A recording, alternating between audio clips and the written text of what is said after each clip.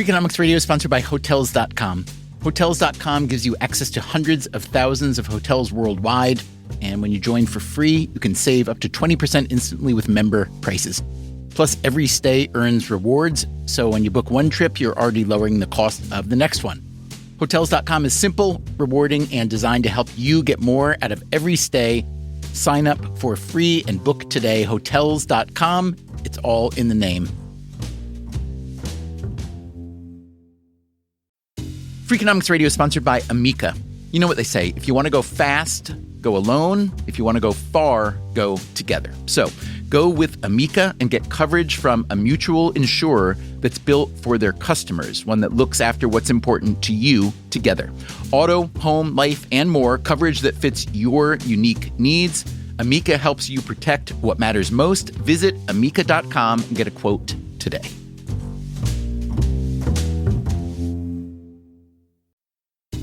Freakonomics Radio is sponsored by Mint Mobile. Ditch overpriced wireless with Mint Mobile. Cut your wireless bill to $15 a month at mintmobile.com/freak. Upfront payment of $45 for 3 months, $90 for 6 months, or $180 for 12 months. Plan required, $15 per month equivalent. Taxes and fees extra, initial plan term only. Greater than 50 gigabytes may slow when network is busy, includes up to 20 gigabytes hotspot. Capable device required. Availability, speed, and coverage varies. See mintmobile.com.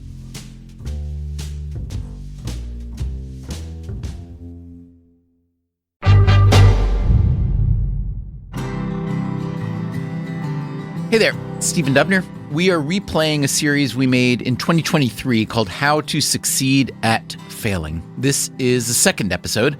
We have updated all facts and figures as necessary. As always, thanks for listening.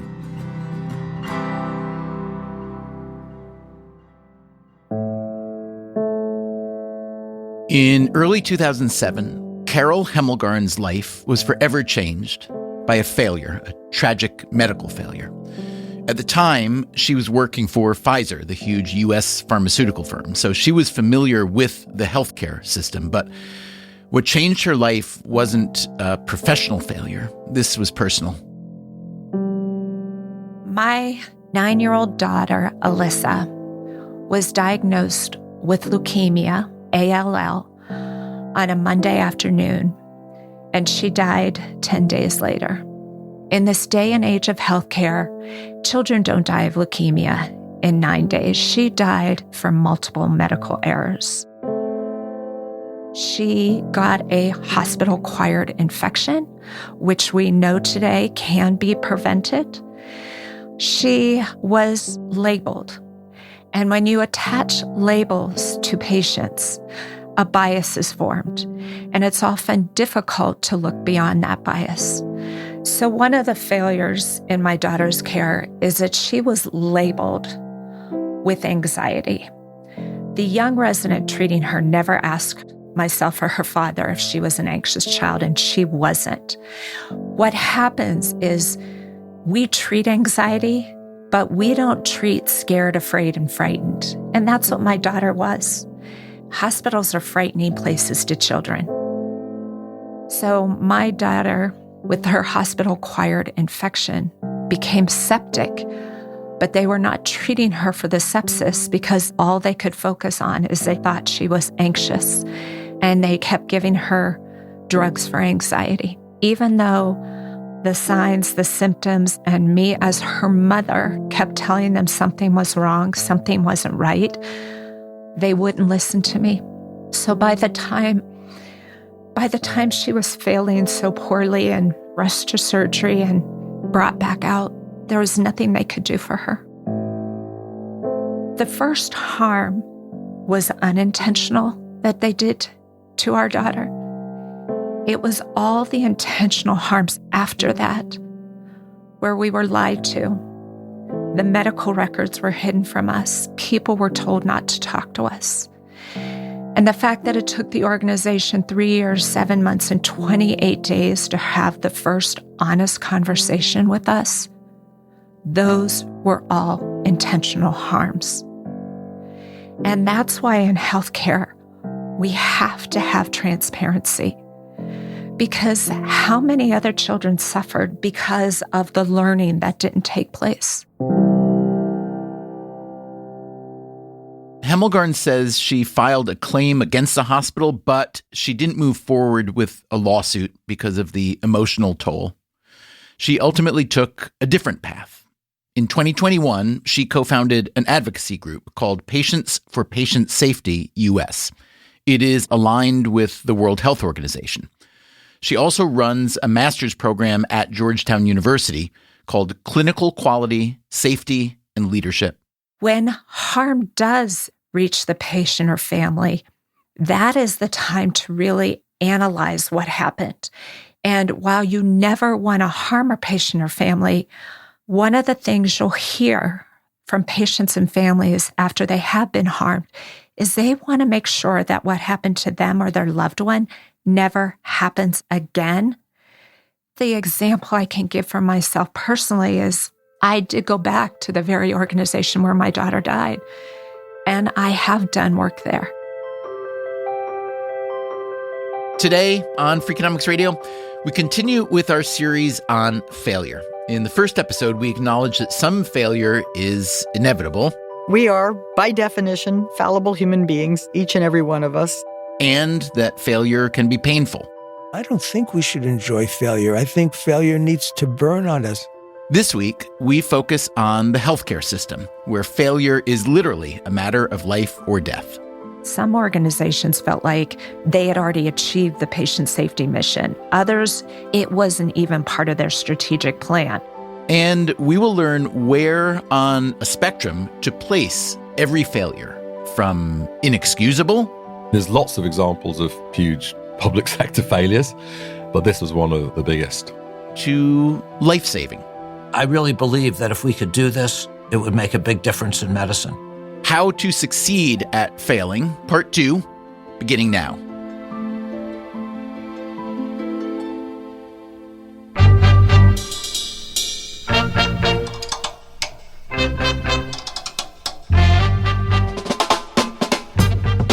This is Freakonomics Radio, the podcast that explores the hidden side of everything, with your host, Stephen Dubner.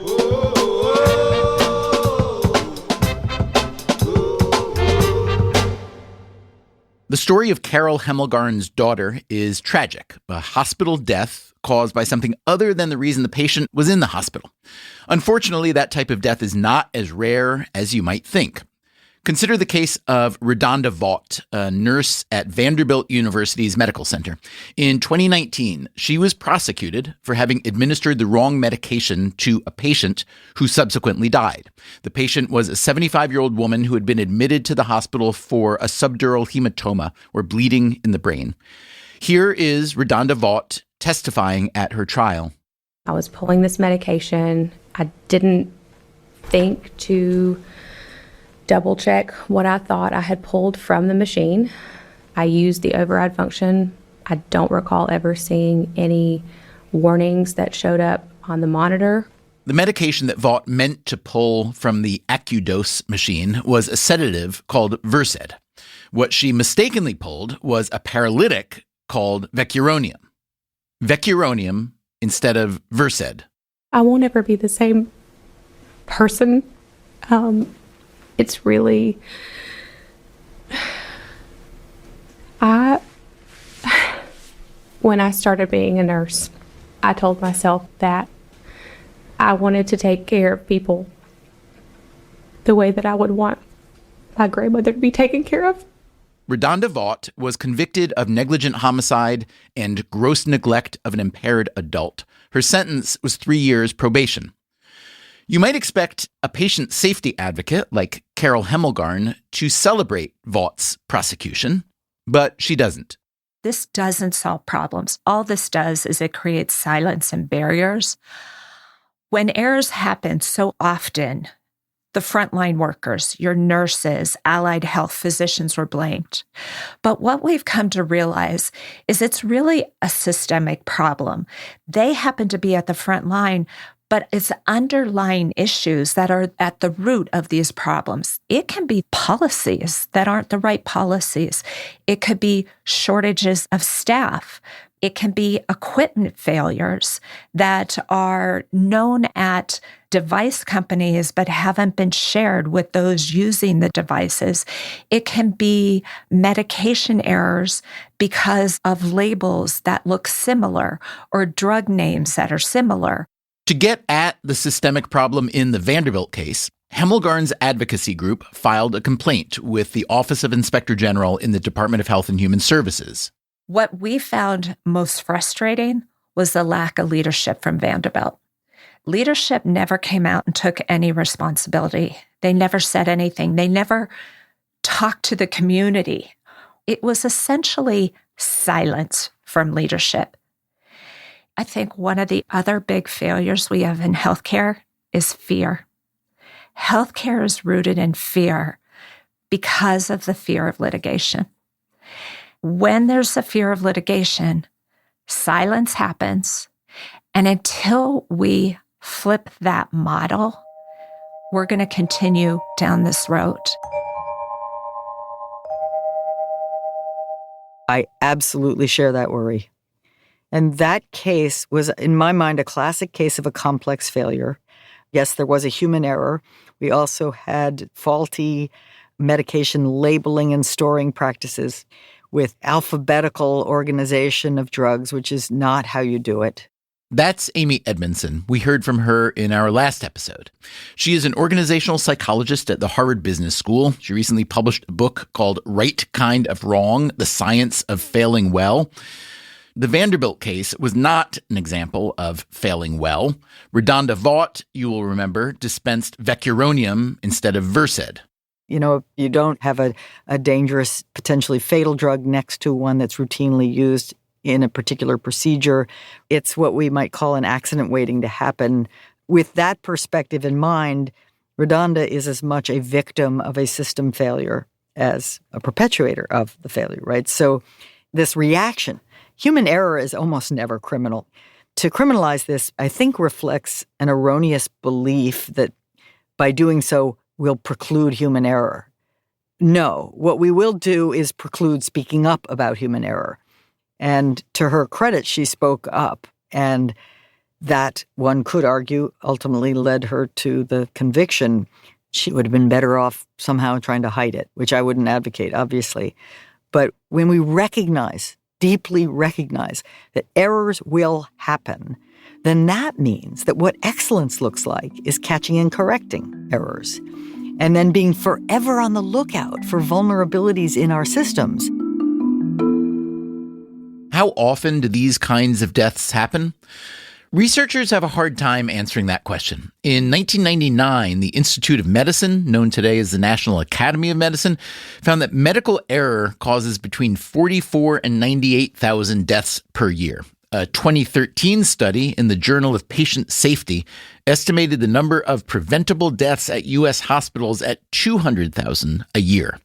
But in 2020, a meta-analysis done by researchers at the Yale School of Medicine reevaluated those past estimates. They put the number at 22,000 a year. Still, even 22,000 preventable deaths a year is way too many.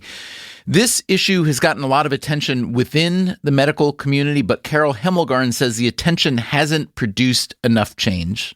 Some organizations felt like they had already achieved the patient safety mission. Others, it wasn't even part of their strategic plan. There's areas where improvement has definitely escalated since the report came out over 20 years ago, but it hasn't been fast enough. What we see is that not everything is implemented in the system, that you can oftentimes have champions that are doing this work, and if they leave, the work isn't embedded and sustainable. Amy Edmondson at Harvard has been doing research on medical failure for a long time, but she didn't set out to be a failure researcher. As an undergraduate, I studied engineering sciences and design. Tell me about the first phase of your professional life, including with Buckminster Fuller. Yeah, so I'm answering that question with a huge smile on my face. I worked 3 years for Buckminster Fuller, who was an octogenarian creative person, an inventor, a genius, a writer, a teacher, best known for the geodesic dome, which he invented, but single-mindedly about how do we use design to make a better world. You can't sort of get people to change. You have to change the environment, and then they'll change with it, was a kind of notion that he had. My part was just doing engineering drawings and building models and doing the mathematics behind new, simpler geodesic configurations, and it was so much fun. And what was his view on failure generally? Oh, he was a very enthusiastic proponent of using failure to learn. He said often, the only mistake we make is thinking we shouldn't make mistakes. He would give the example of the very first time he got a group of students together to build a geodesic dome that he had, he'd done the math, he'd come up with this idea, and he got, 20 students together, they're outside. They built the thing and it immediately collapsed. Okay. And he enthusiastically said, okay, that didn't work. Now what went wrong? And it was really the materials they were using, which were, I think, the best way to describe them is Venetian blind materials. They had the tensile strength, but they certainly didn't have the compressive strength to do their job. Okay. And what are the steps you take to turn that failure into a useful learning, I guess is the noun we use these days? Immediate diagnosis, right? We just step back. Okay, what do we set out to do? What actually happened? Why might that be the case? What do we do differently next time? I mean, that's a sort of a rough outline of an after-action review. It could be flawed assumptions. It could be flawed calculations. It could be any number of things, and we don't know until we put our heads together and try to figure it out. It was several years into her engineering career that Edmondson decided to get a PhD in organizational behavior. I was interested in learning in organizations, and I got invited to be a member of a large team studying medication errors in hospitals. And the reason I said yes was, first of all, I was a first-year graduate student. I needed to do something. And second of all, I saw a very obvious link between mistakes and learning. And so I thought, here we've got these really smart people who will be identifying mistakes, and then I can look at how do people learn from them and how easy is it and how hard is it. So that's how I got in there. And then one thing led to another. After doing that study, people kept inviting me back. I see. She loves failure, they say. That's right. Edmondson focused her research on what are called preventable adverse drug events, like the one from the Redonda Vought case.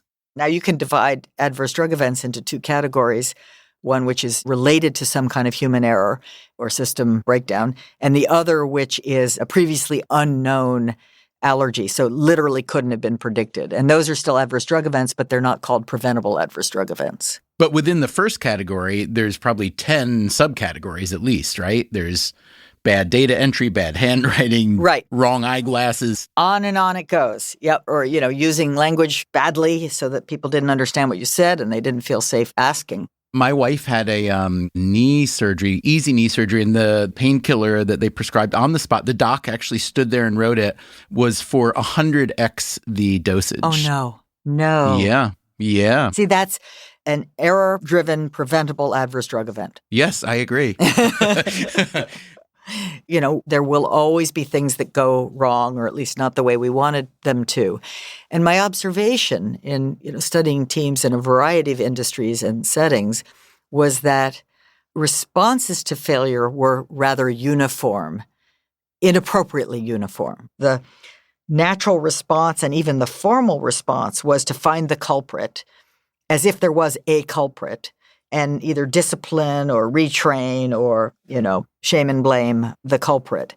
And it wasn't a very effective solution, because the only way to prevent those kinds of system breakdowns is to be highly vigilant to how little things can line up and produce failures.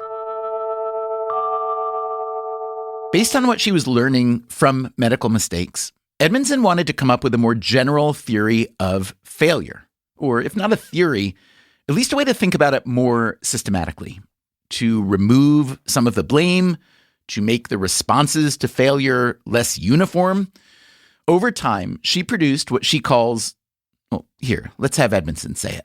My spectrum of causes of failures. After the break, we will hear about that spectrum of causes of failures. It can clarify some things, but not everything. Uncertainty is everywhere.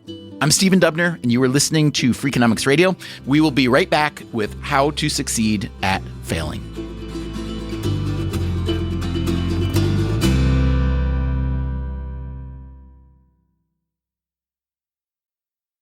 Freakonomics Radio is sponsored by Figure. Did you know that 40% of homeowners own their home outright? If that's you, don't let your equity sit idle. Tap it with a home equity line of credit. Figure, the #1 non-bank HELOC lender in the U.S., helps tap equity you've built in your home so you can do things like tackle a renovation or pay down debt. HELOC is a line of credit secured by your home. You can draw what you need, repay, and draw again. Figure offers a 100% online application. Get approved in 5 minutes and funding in as few as 5 days. It's faster than a bank loan and cheaper than a personal loan. Check your rate today without impacting your credit at figure.com/Freakonomics. This post is sponsored by Figure, NMLS ID 1717824. Figure is an equal housing lender. For more information about their licensing, visit nmlsconsumeraccess.org. Figure's HELOC is subject to credit approval and terms apply. Freakonomics Radio is sponsored by Advantech. No one likes a creaky floor, and builders know that the subfloor sets the tone, which is why Advantech subflooring is engineered for strength, stiffness, and moisture resistance. Advantech products are designed to stand up to the elements and give you a bond so strong it's backed by the industry's first squeak-free guarantee. No squeaks, fewer callbacks, no problem. When the schedule is tight and performance matters, head to huberwood.com/Advantech to lay the foundation of a solid build.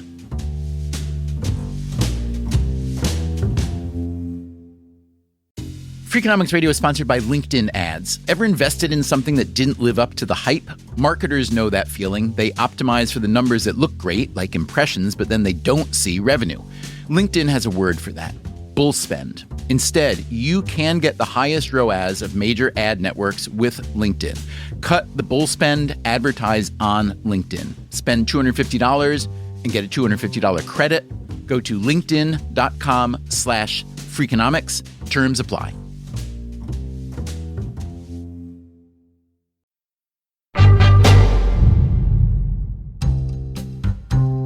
How did Amy Edmondson become so driven to study failure? Well, here's one path to it. Her whole life, she had been a straight A student. Right, I never had an A-. Well, I once had one in 10th grade. It just was so devastating, I resolved not to have one again. And I'm only partly joking. But then she went to college. I got an F on my first semester multivariable calculus exam. An F, like I failed the exam. I mean, that's unheard of. What'd that feel like? I didn't see it coming, but I wasn't baffled after the fact. After the fact, it was very clear to me that I hadn't studied enough. In the years since then, Edmondson has been refining what she calls a spectrum of causes of failure. The spectrum ranges from blameworthy to praiseworthy, and it contains 6 distinct categories of failure. Let's take 2 extremes. Let's say something goes wrong. We achieve an undesired result. On one end of the spectrum, it's sabotage. Someone literally tanked the process. They threw a wrench into the works. On the other end of the spectrum, we have a scientist or an engineer hypothesizing some new tweak that might solve a really important problem, and they try it, and it fails. And of course, we praise the scientist and we punish the saboteur. But the gradations in between often lull us into a false sense that it's blameworthy all the way. Okay, so let's start at the blameworthy end of the spectrum and move our way along. Number 1 of the 6. My spectrum of causes of failures starts with sabotage or deviance. I soak a rag in lighter fluid, set it on fire, throw it into a building, right? Or I'm a physician in a hospital, I'm a surgeon, and I come to work drunk and do an operation. You describe this as the individual chooses to violate a prescribed process or practice. Now, I could imagine there are some cases where people violate because they think that the process is wrong. That's right. There has to be intent here. To label something a true sabotage. It has to be, my intent is to break something. It's not a mistake, and it's not a thoughtful experiment. There certainly are protocols in hospitals, for example, where thoughtful physicians will deliberately depart from the protocol because their clinical judgment suggests that would be better. They may be right, they may be wrong, but that would not qualify as a blameworthy act. After sabotage on the spectrum comes inattention. Inattention is when something goes wrong because you just were mailing it in. You spaced out. You didn't hear what someone said and you didn't ask and then you just tried to wing it. Or you maybe are driving, you're a trucker and you're driving and you look away or fiddle with the radio and have a car crash. Now, it sounds like those are mostly blameworthy, but what about inattention caused by external factors? Well, that's exactly right. Once we leave sabotage and move to the right in the spectrum, it will never be immediately obvious whether something's blameworthy or not. It's always going to need further analysis. So when we say the failure was caused by someone not paying attention, that just brings up more questions. Okay, why weren't they paying attention? Now, it could be that this poor nurse was on a double shift, and that is not necessarily the nurse's fault. It might be the nurse manager who assigned that double shift, or it might be the fact that someone else didn't show up, and so they have to just do it, and they're quite literally too tired to pay attention fully, right? So we always want to say, well, wait, let's see, what are the other contributing factors to this inattention? Can you think of a large-scale failure, a corporate or institutional failure that was caused largely by inattention? Yes. One that comes to mind was a devastating collapse with the loss of many lives when a Hyatt Regency atrium collapsed in Kansas City in the early 80s. And the inattention there was the engineer on record's failure to pay close attention when the builder decided, out loud, not hidden, to swap one long beam for two smaller connected steel beams. It would have been a 5-minute calculation to show that won't work with the loads that were expected. It was a change that didn't obtain the attention it needed to have avoided this catastrophic failure. And was that change done to save money, or was it even more benign than that? I think it was a combination of speed and money. Speed is money. Wow. That's a great example. Okay, let's go to the next one. Inability. I'm reading one version of your spectrum here, which describes this as the individual lacks the knowledge, attitudes, skills, or perceptions required to execute a task. That's quite a portfolio of potential failure. That's right. And that spans from a young child who doesn't yet know how to ride a bicycle. So as soon as they hop on that bicycle, they're going to fall off because they don't have the ability yet to, multivariable calculus, which at least when you're not studying hard enough, you don't have the ability. So it's something that you just don't have the ability to do to success, but usually could develop. This reminds me of the Peter Principle, where people get promoted to a position higher than they're capable based on their past experience, but their past experience may not have been so relevant to this. That's a great connection. Yeah, the Peter Principle, where the failure gets caused by the fact that you don't have the ability to do the new role, but no one really paused to reflect on that. I sometimes think about this in the political realm, too. The ability to get elected and the ability to govern effectively seem to be almost uncorrelated to me. I'm sorry to say. Do you think that's the case? And do you apply this spectrum sometimes to the political realm? I don't think it was always the case, but I think it might be increasingly the case. There's no theoretical reason why the two abilities to be compelling and win people over to your point of view should be at odds with the capability to do it. But the way it is increasingly set up in our society might be putting them at odds. After inability comes what Edmondson calls task challenge. Yes, the task is too challenging for reliable failure-free performance. Example? A great example is an Olympic gymnast who is training all the time and is able to do some of the most challenging maneuvers, but will not do them 100% of the time. And so when that person experiences a failure, they trip during their routine, then we would call that a failure that was largely caused by the inherent challenge of the task. Can you give an example in either the corporate or maybe academic realm? Let's go to NASA, for example. The shuttle program is very, very challenging. I think we can all agree to that. And over time, they started to think of it as not challenging. But really, it's, a remarkably challenging thing to send a rocket into space and bring it back safely. Kind of paradoxical then that the thing was actually called Challenger. Oh, it's a good point. Actually, I love Richard Feynman looking back on the Challenger accident.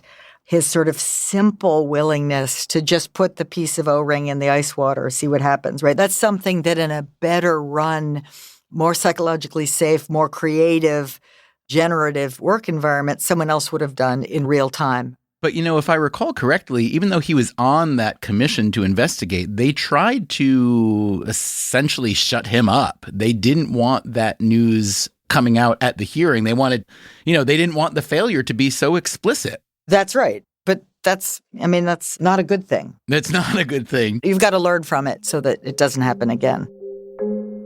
By the way, if you don't remember the story of Richard Feynman and the Challenger investigation and the O-rings, don't worry. Last year, we made a 3-part series about Feynman. The story of his role in the Challenger investigation is covered in part 1 of that series called The Curious Mr. Feynman.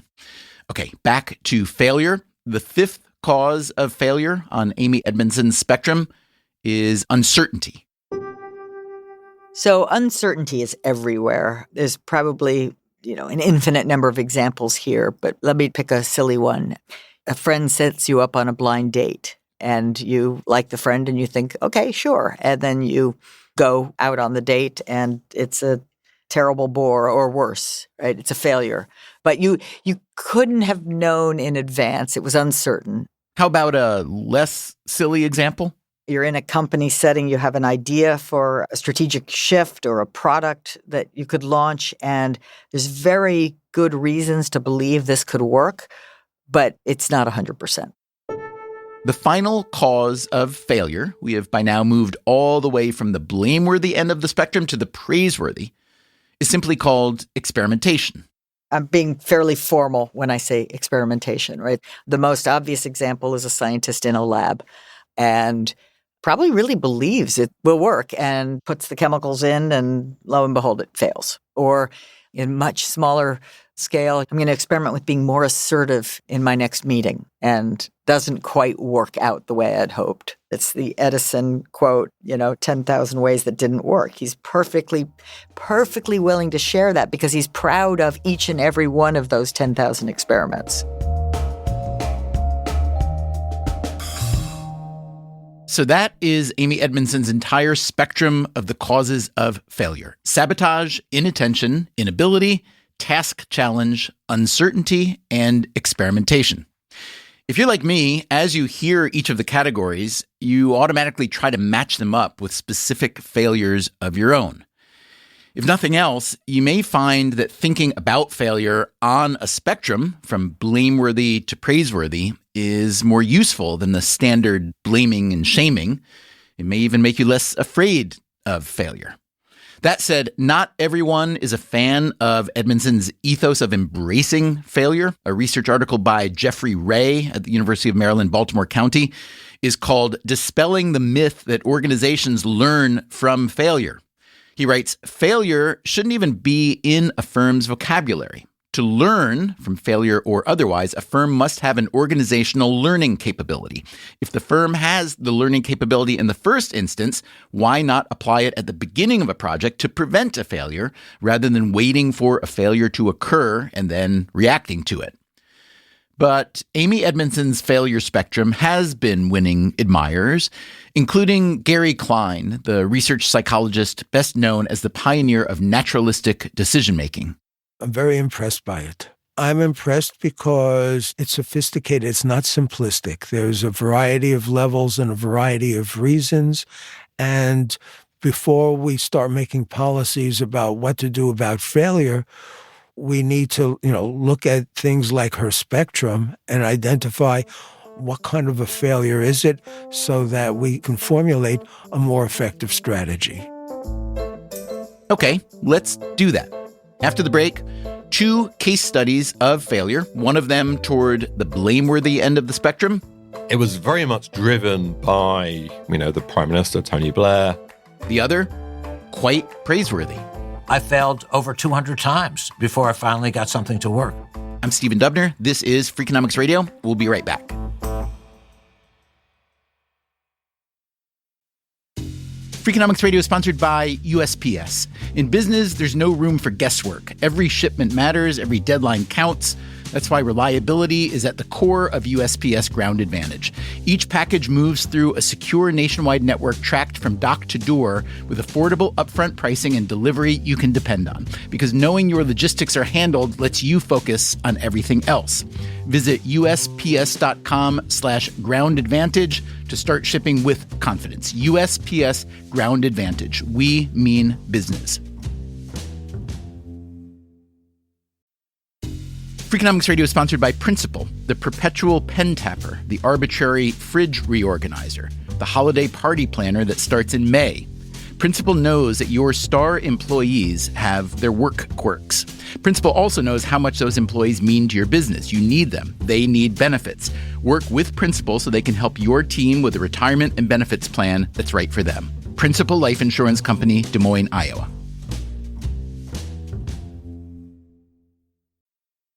Freakonomics Radio is sponsored by PNC Bank. Boring, great word, bad rep. Yet time and time again here at Freakonomics, we find that when something culture-changing happens, boring things like calculations and careful planning are usually behind it. Which begs the question, why not apply it to other aspects of life, like banking, for example? Well, PNC Bank did since its inception, proving time and again that the best banking strategy isn't the exciting type, but the steady, reliable, definitely not YOLO type. PNC Bank, brilliantly boring since 1865. Brilliantly boring since 1865 is a registered mark of the PNC Financial Services Group, Inc. PNC Bank, National Association, member FDIC.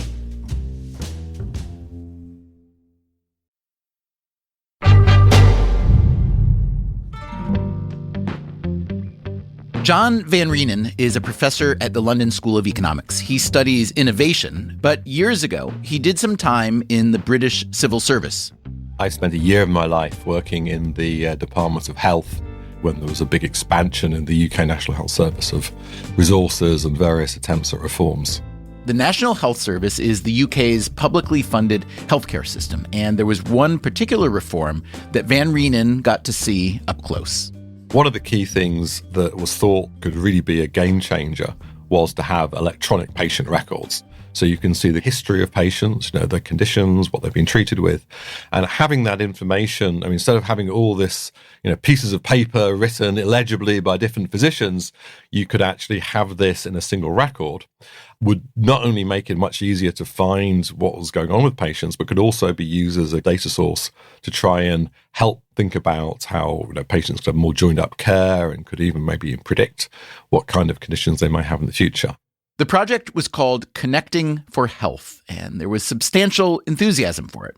At least the ad campaign was enthusiastic. All this is a key element in the future of the NHS. One day, not too far away, you'll wonder how you live without it. It was very much driven by the Prime Minister, Tony Blair.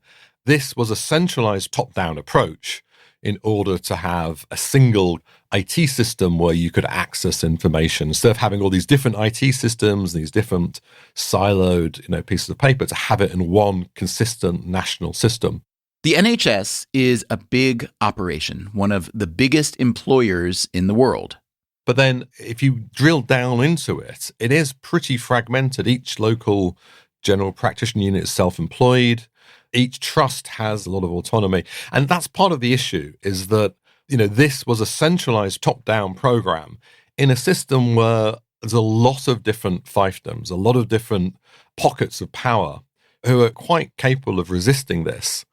and disliked very strongly being told this is what you're going to have, this is what you're going to do, without really being engaged and consulted properly. But the train rolled on despite these potential problems. Connecting for Health required a massive overhaul of hardware systems as well as software systems. And the delivery of those was, there was a guy called Richard Granger who was brought in, I think he was the highest paid public servant in the country. He was at Deloitte before he came, and then after he left, he went to work for Accenture. He was brought in to do this, and he designed these contracts, very tough contracts, which loaded the risk of things going wrong very strongly onto the private sector providers. I think just about every single quote unquote winner eventually either went bankrupt or walked away from the contract. The estimates vary of the cost of this, but estimates are up to $20 billion lost on this project. It was the biggest civilian IT project in the Western world. I mean, there's lots of examples of huge, public sector failures and private sector failures as well, but this was one of the biggest. British Parliament ultimately called this attempted reform, quote, one of the worst and most expensive contracting fiascos ever. So, what kind of lessons can be learned from this failure? I think it's a failure of many, many different causes on many different levels. That top-downness, the not really understanding what was going on at a grassroots level, and the haste, it was attempted done very quickly. I've read that the haste, especially the haste of awarding contracts at the time, was considered a great thing because it was so atypical of how government worked, and it was hailed as, a new way of the government doing business. In the end, that haste turned out to be a problem, though, correct? Correct. I mean, it seemed at the time when these contracts were formed, the government was getting a good deal. They were doing it quickly. They were loading the risks onto the suppliers.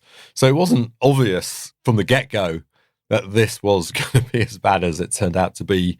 Looking back, trying to do things quickly in such a complicated system, there was so much complexity that a lot of these contracts effectively had to be rewritten afterwards. And I think, another general lesson is that when you're doing a long-term, important big contract, you can't get everything written down quickly. There has to be a lot of give and take. It's a kind of relationship that you have to adjust as things go. Contracts are very fuzzy. They're very incomplete. You just have to accept that you're going to have to not get things right, but not try to do everything really, really, really quickly. An IT project's never just about IT.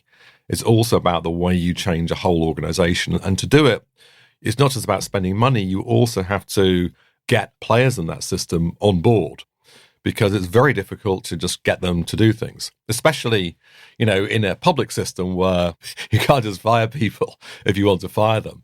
You really have to have a culture of kind of bringing people on board if you want to make these type of changes, and that just didn't happen. So I don't think it's just one thing you could think of.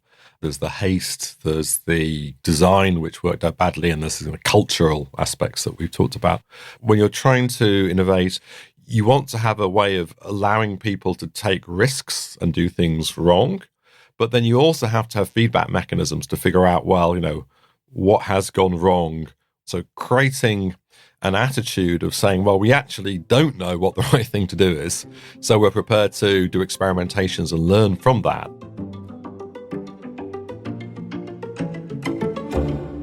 If you are the kind of person who likes to understand and analyze failure in order to mitigate future failures, what might be useful here is to overlay the National Health Service's IT fiasco onto Amy Edmondson's spectrum of causes of failure. Reconfiguring a huge IT system certainly qualifies as a task challenge, but there were shades of inability and inattention at work here as well. All of those causes reside toward the blameworthy end of the scale. As for the praiseworthy end of the spectrum, that's where experimentation can be found. The NHS project didn't incorporate much experimentation. It was more command and control, top down, with little room for adjustment and little opportunity to learn from the small failures that experimentation can produce and which can prevent big failures. Experimentation, if you think about it, is the foundation of just about all the learning we do as humans. And yet, we seem to constantly forget this. maybe that's because experimentation will inevitably produce a lot of failure. I mean, that's the point. And most of us just don't want to fail at all, even if it's in the service of long-term success. So let's see if we can't adjust our focus here. Let's talk about real experimentation. And for that, we will need not another social scientist like John Van Reenen or Amy Edmondson, as capable as they are, but an actual science scientist. Here is one of the most acclaimed scientists of the modern era. My name's Bob Langer, and I'm an institute professor at MIT. I do research, but I've also been involved in helping get companies started, and I've done various advising to the government, FDA, and places like that. And if I say to you, Bob, what kind of scientist are you exactly? How do you answer that question? Well, I would say I'm a chemical engineer or a biomedical engineer, but people have called me all kinds of things. They've called me a biochemist. We do very interdisciplinary work, so I end up getting called more than one thing.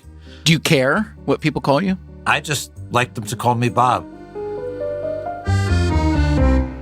Langer holds more than 1,500 patents, including those that are pending.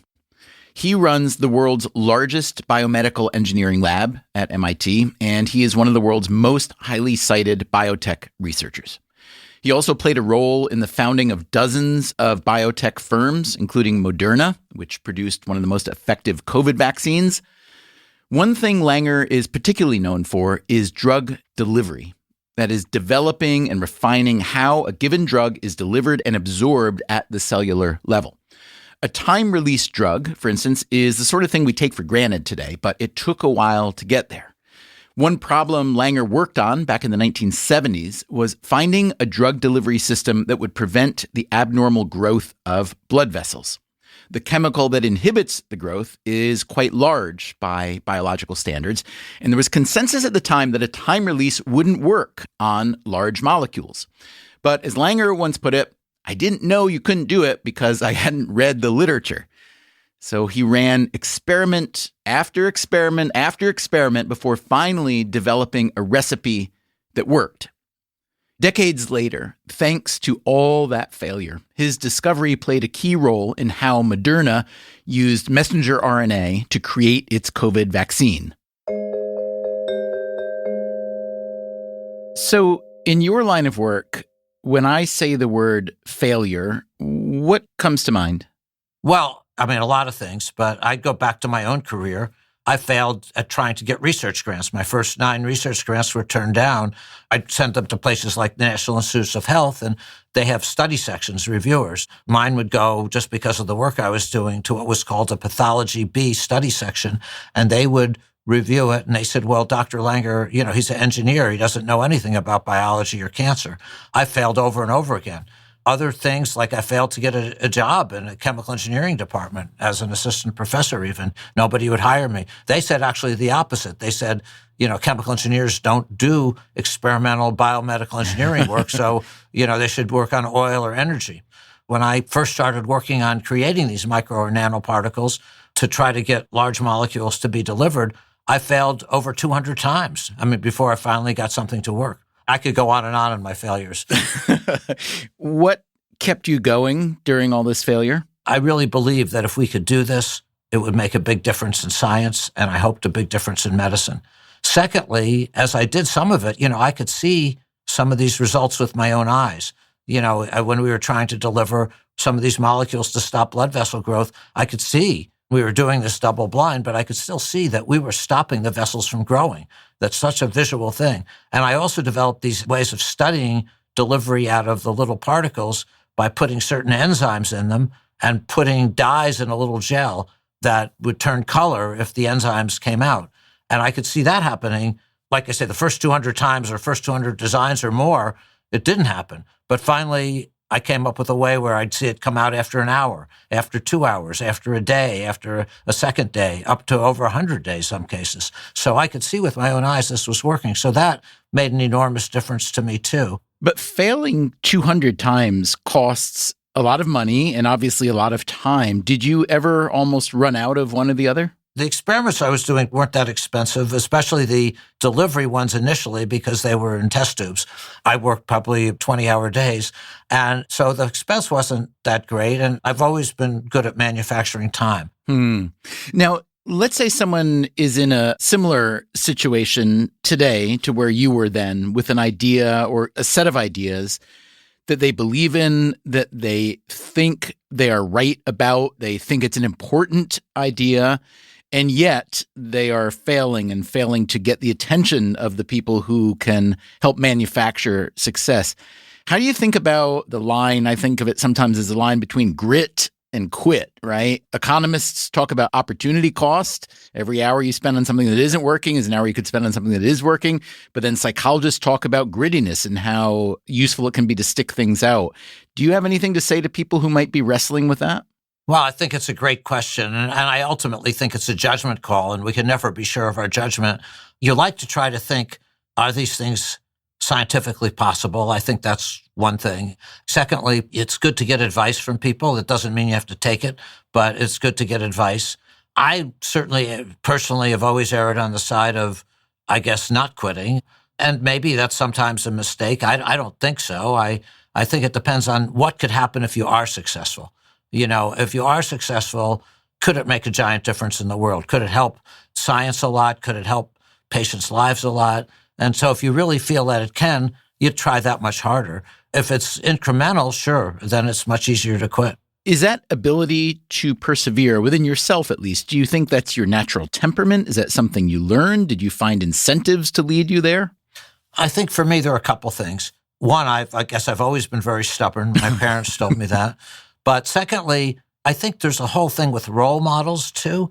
When I was a postdoc, the man that I worked with, Judah Folkman, he experienced the same thing. He had this theory that if you could stop blood vessels, you could stop cancer, and that was mediated by chemical signals. And everyone told him he was wrong, but I would watch him every day, and he believed anything was possible, and he kept sticking to it, and of course, eventually he was right.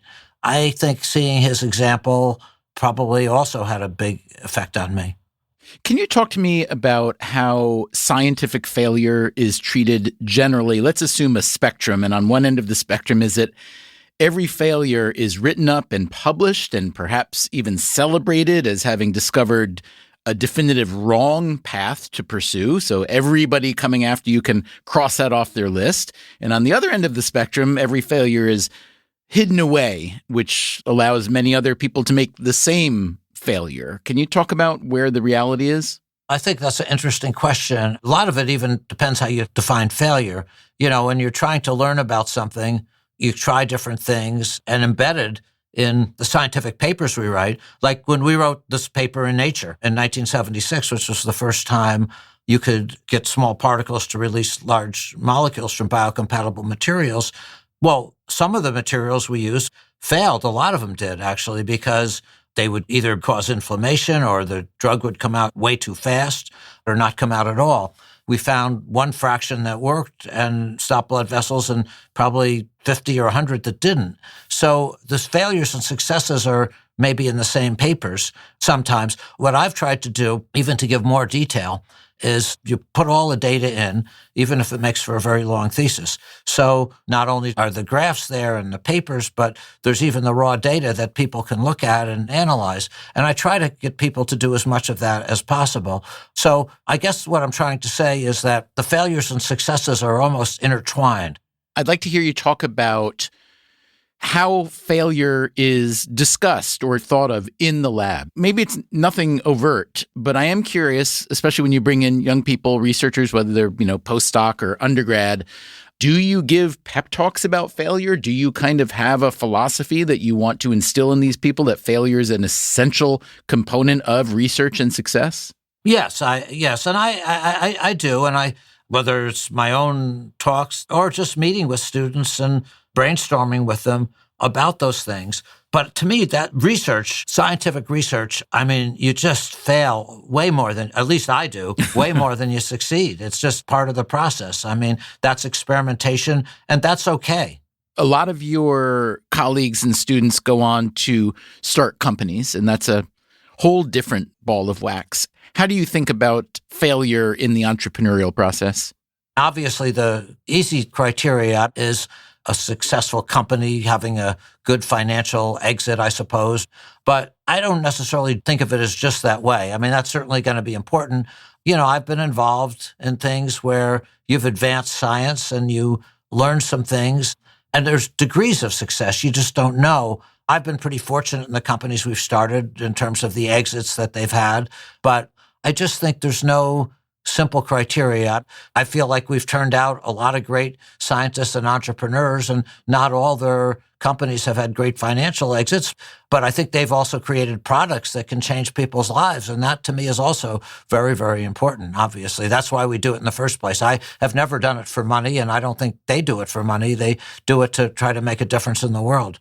Do you think failure is, however, a different animal in the research sphere as in the entrepreneurial sphere? I would say yes, I think it is. But I also think, there's different cultures too. I think the good thing about the United States culture, maybe in contrast to some cultures, is failure is widely accepted. I'll give you one of my examples actually in the business sphere. So I'm a big fan of chocolate. Of eating it or making it or researching it? Probably any part, but mostly eating it. But at any rate, one of the books I read, and I'm actually not a fan of their chocolate, is a book on Milton Hershey. And so this really gets to your point on failure. Milton Hershey, he had this idea when he was young, very young, of starting a candy company. And I remember the first candy company, he went bankrupt, and he tried to raise more money, started another one. I think like the first 6 or 7 totally failed, but not the last one, obviously. And he became a millionaire at a time when there weren't very many. Was that really failure? Or was it just being an apprentice to trying to learn how to succeed? And I think that's true in a lot of things. The reason I brought it up is I don't think there's a shame in failure in either area, or I hope there's not. I think you have to feel it's okay, and then you keep going on. What do you think? Would you like to live in a world where there's no shame in failure? Or do you think it's important for failure to hurt, to burn, as one of our guests put it last week? Maybe that creates a stronger incentive to succeed. I'd love to know your thoughts on this question and on this series so far. Send an email to radio@freakonomics.com, or you can leave a review or rating in your podcast app. Coming up next time on the show, we will dig deeper into the idea of grit versus quit. When you're failing, how do you know if it's time to move on? We just could not stop it from leaking, and I was no longer willing to just keep pouring more and more of my money into it. He dumped me when I was 70, and I married him again at age 75. Hope springs eternal. This is a great idea. You just have to raise $250,000. Case studies in failure and in grit versus quit, including stories from you, our listeners. That's in the next part of our series on failure. Until then, take care of yourself, and if you can, someone else too. Freakonomics Radio is produced by Stitcher and Renbud Radio. This episode was produced by Zach Lipinski. He and Dalvin Abuaji worked on the update. It was mixed by Eleanor Osborne and Jasmine Klinger with help from Jeremy Johnston.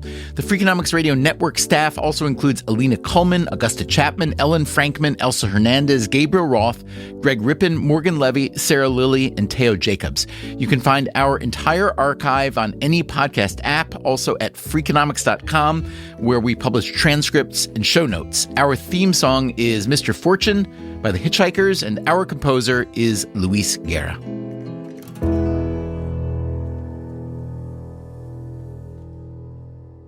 The conversation that we had casually last year was a great conversation. If we can essentially do something similar, that'll be fantastic for our listeners. I'll try to remember what I said.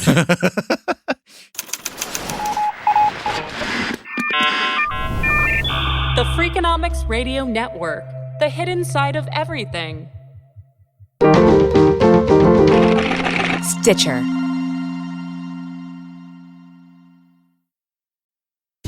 Freakonomics Radio is sponsored by Ozempic. Innovation happens through rethinking what's possible, and when it comes to GLP-1s, Ozempic pill does just that.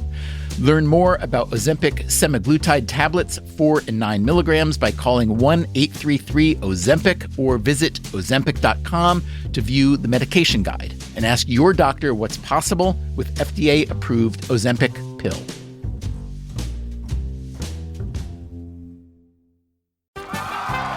Welcome back to Should I See a Doctor? Contestant, you're camping when a rash appears on your leg. Do you A, ignore it, B, frantically search the internet, or C, use telehealth through Walmart? Telehealth through Walmart? Who knew? Oh, I'm going to say C, Walmart. Correct. Walmart can connect you with 24/7 virtual medical care. You genius, you. Well, I can fold a fitted sheet. Walmart. Who knew? Telehealth services offered by third-party providers. Restrictions and fees may apply. Ever walk past a place for rent and wish you could just take a peek inside? Maybe even explore the layout. Envision the natural light streaming through the windows. Or plan where your vinyl record collection would go. At Apartments.com, you can. With tools like their 3D virtual tours, you can see the exact unit you could be living in. Really envision yourself in your new home with Apartments.com, the place to find a place.